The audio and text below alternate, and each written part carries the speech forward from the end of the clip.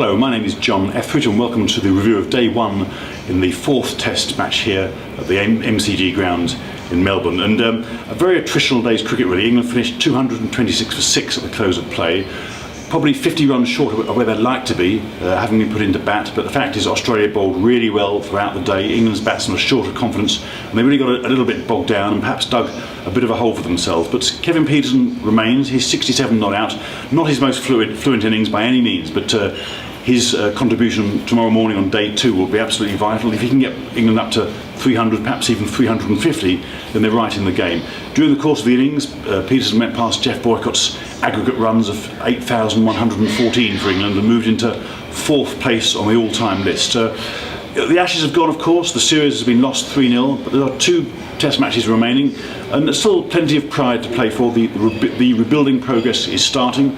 Jonny Bairstow played in this match instead of Matt Pryor, and obviously with Graham Swan having retired and Jonathan Trott having gone home, that's 3 senior players now who are out of the side compared with the first test of the series in Brisbane. So plenty of pride to play for, and of course England want to avoid the humiliation really of a 5-0 whitewash, so lots at stake. Michael Clarke won the toss, the 4th consecutive test where he's won the toss. This time though he decided to field first. It was a slightly damp and drizzly morning, humidity around, and he thought the ball would move around. As it happened, it didn't actually move a great deal, but I suppose by the close of play he will say that his decision to insert England has just about been justified. But it was a familiar story for England really throughout the day. Players got in, they looked reasonably accomplished, reasonably composed, but then got out before going on to make a significant contribution. Alistair Cook, the captain, desperate of course to get some big runs in this series. He got to 27 before he prodded the ball outside off stump and edged to second slip where Michael Clarke held the catch.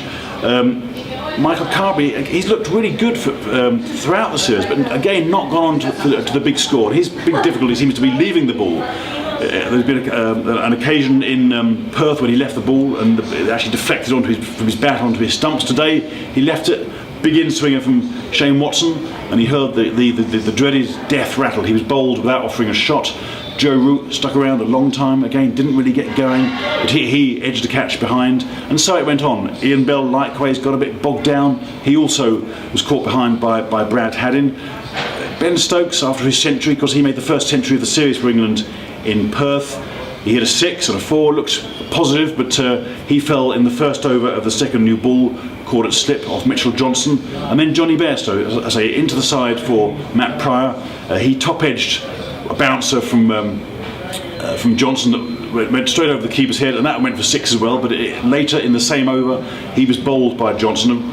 Really at this stage there was a lot of baying from the crowd. The atmosphere was fantastic, and but Bairstow yet again he was bowled, and throughout his sort of fledgling Test career he's been bowled far too often for a top order batsman. So that's something that he's got to certainly work out.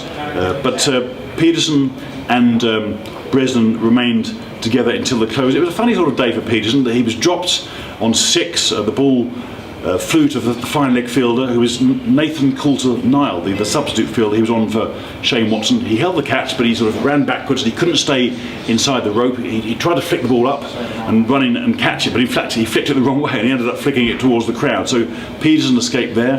Then he was dropped, a juggling effort by George Bailey at mid-wicket, dropped on 41, the sort of catch actually that Bailey had held previously in the series at Adelaide.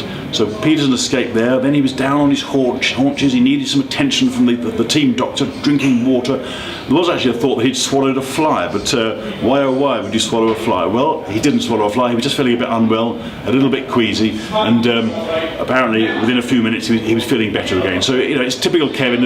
All the sort of tricks of the trade, Kevin.